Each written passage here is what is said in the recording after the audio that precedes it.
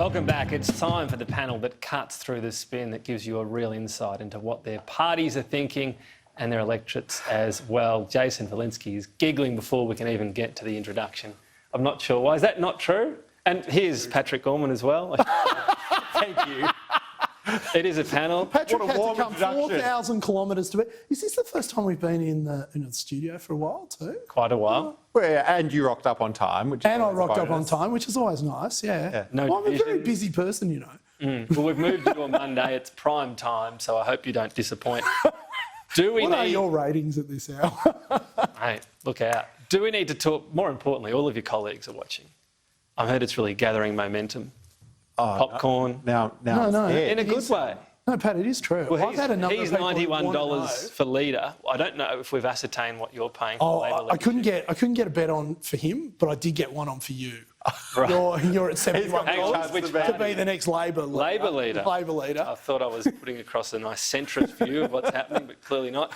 Do we need to talk about text messages? No. No? It's a no from him?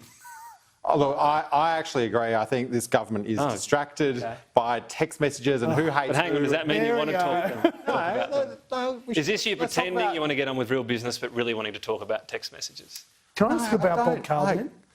you know, What do you think of Bob Carr and Twitter? A good combination? Bad combination?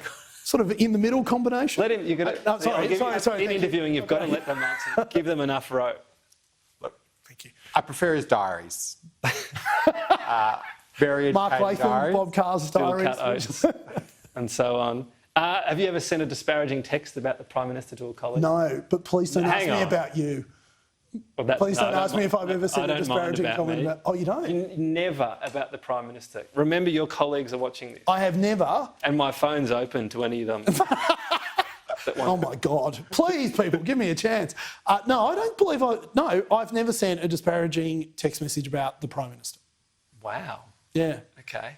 You might be the only one. I just tweet out my disparaging thoughts about the Prime Minister. And I thought the party of free speech should do the same. Well, As someone who once worked for Kevin Rudd, do you think MPs ever text do you think disparaging? Julia ever said anything nasty about Kevin in a text message? I would have thought the other way around. Well, I know, yeah. You want the really good ground. Look, now I know. I'm not. Look, Kevin probably I think- doesn't watch. If that's going to help your next truth bomb. Bet. Look, I think what we've seen is that there is clearly some very unhappy people in the Liberal Party. It's not so much just that these texts have been sent, it's that they've been proactively leaked to a journalist in the case of the Peter Van Onselen story, that obviously Barnaby set a standard last week that he couldn't keep himself. You know, he was calling for resignation. He called for the leaker and he didn't leak it. Oh, okay. Oh, well. Well, I'm just saying. Yep. That's it. Have you run into a brick wall now? No. Okay. All right. Hey, if you want to talk about Patrick's- texts the whole time, we can talk about No, I texts want to the talk whole about time. Bob Carr and Twitter because that's a lot more fun. Let's talk about a federal Yes. ICAC or anti-corruption body. 3 Now we'll get to years. the bottom of the texts. This is why you have a legislative could. one, isn't it? This is why you want it nice You and knew the broad. texts were Are coming. you suggesting New South Wales Independent Commission Against Corruption leaked Gladys's Berejiklian's text messages?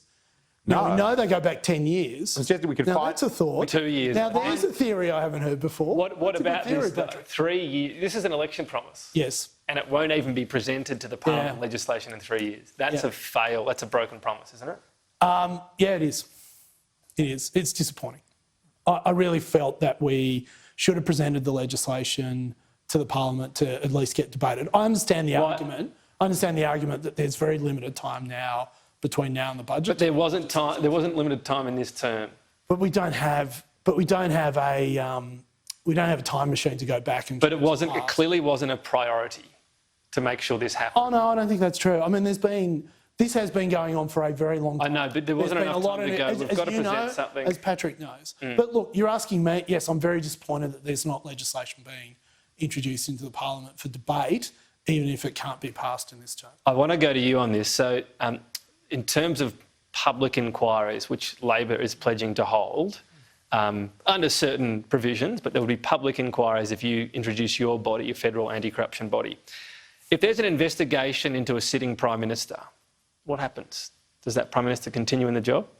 Look, well, that's a hypothetical. Obviously, you want to give the anti-corruption body the powers that it needs to find systemic corruption, to address it, and to inquire. You don't want to be limiting that body. So I don't want to deal with a hypothetical. So you want an anti-corruption body without limits? No. No. You want one that is limited, but so limited that you're not even going to legislate it. That's how limited your model is. Seriously, leaving all the nonsense right. But There have to be. We have seen in anti-corruption bodies right around this country aberrant behaviour that goes to the very fact that you can't trust people with unlimited power. But even just this, Alan, if I could put this to you. So people say that's fine, you step aside in a role and there's a public inquiry. If you're the Prime Minister, you can't step aside, can you? So isn't there a problem if there's an inquiry into a Prime Minister? Well, I think if you've got a corruption inquiry into a Prime Minister, obviously there is a serious question. But they could still be exonerated. This is the problem, because it's a public inquiry. Do you really think a sitting Prime Minister of the day could continue while a public inquiry into a corruption allegation happens? You have inquiries all the time into the actions of Prime Ministers. You know, they don't step aside for a whole range of things. You know, there are, not a corruption inquiry. Well, what's the answer to the question? Do you think they could continue in that circumstance? I think it would be very hard to see a circumstance, but I don't want to live in a country where you have Prime Ministers of such low integrity that we get to that point. That should be one of the purposes of anti-corruption bodies. It should not just be to investigate into corruption, it should be to raise the standard, to prevent corrupt actions from happening. You don't want to just be looking in the rear vision mirror. Okay. You actually want to be raising the standard and preventing corrupt actions from ever happening in the first place. Very briefly on this, in that situation... Too briefly on this. Well, you still need to, it's not like you can ignore corruption around a Prime Minister. So hang on. Are you saying that we are? Well, hang on. Right. So is the solution a private inquiry, and what happens to that information? How does it get out there to people? Well, I have always, as you know, because you and I have discussed this at length, believe in a body that investigates corruption, but that those investigations should occur in camera, and when they have gathered a brief of evidence that they believe demonstrates acts of corruption have taken place, it should then be passed to the DPP for prosecutions to commence. What if there's corruption that doesn't meet a criminal standard? Then it's not corruption. It's never corruption. It's just a colour-coded spreadsheet. Well, no, that is maladministration, I believe you're referring to. Right, so what happens there? So that's totally cool. No, as we've discussed, then they could issue a report or a finding saying this particular set of behaviour was not corrupt, but it was certainly not within the bounds of what should have occurred in terms of... Should that be an offence which by the way, someone should resign? Should that be a sackable offence? Well, it would depend on how severe the breach was, but that's what the ANAO does at the moment, and I think it's a far more effective... Has anyone ever gone because of an ANAO finding? Yeah, there have been. Don't ask me who, but there have been. People have resigned. Absolutely. In 9 years of this government?